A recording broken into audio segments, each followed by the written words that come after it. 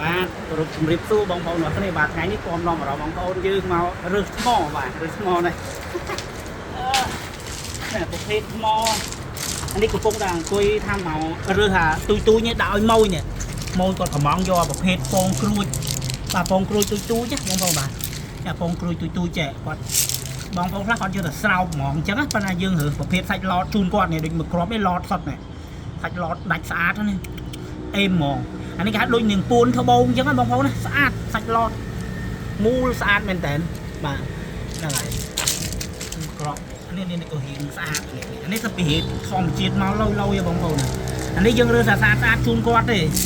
បាទយើងមើលប្រភេទសាច់ឡតហើយរៀងយ៉ាងសង្ហាឲ្យគាត់អញ្ចឹងទៅនេះអានេះទេ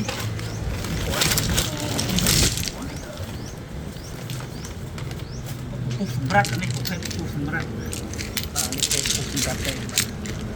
សាច់អូខ្លាច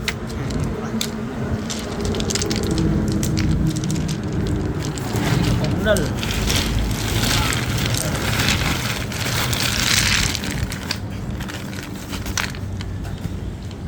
នៅក្នុងភ្លើងបាទ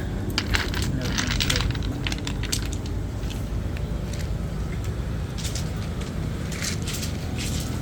បងប្អូនធ្វើបានខ្លះនេះដាក់នេះខ្លះនេះយើងតាស្អាតអេមមកនេះដល់ស្រោបមកយើងមិនបាច់ឆ្នៃអីទៀតទេបែបធម្មជាតិក៏ដុំថែមកែឆាមីឆុងបាទនេះឃើញទេសាច់ស្អាតអូឡូយនេះឡតដាច់ប៉ាត់ប្រោយអូអេមហ្មងពណ៌បន្តិចបានមកគូអេម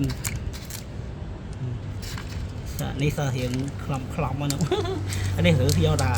ឡតដាក់ឲ្យគាត់ទៅហ្នឹងហើយគាត់កំងយកទៅស្រោបចង់បានធម្មជាតិចឹងហ្មងអេច្បងគេហោះខ្យល់ទៀតបងប្អូនថងថាចង់ភ្លៀងទៀតមិនដឹងទេនេះស្អាតទេនេះធម្មជាតិអានេះខាងមណ្ឌលគិរីបងប្អូនណាធម្មជាតិមកស្អាតពីធម្មជាតិមកបដ ாய் បាទឃើញទេរៀងគាត់អញ្ចឹងខ្លះគាត់រៀងតវែងអញ្ចឹងទៅមូលតវែងអញ្ចឹងទៅបាទមានសាច់ឡតសាច់អីខ្លះដែរប៉ុន្តែគ្រាន់តែថាខ្ញុំលក់ឲ្យគេអស់ខ្លះហើយបាទអញ្ចឹងទៅនេះរើបានខ្លះមិនតាន់រើសពទេនេះបងប្អូនបាទថាយើងខ្លះ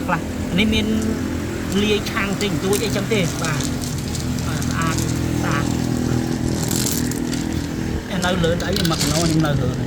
នេះពណ៌ចង់ទឹកសមុទ្រនេះទីកដុំឆាត់កាត់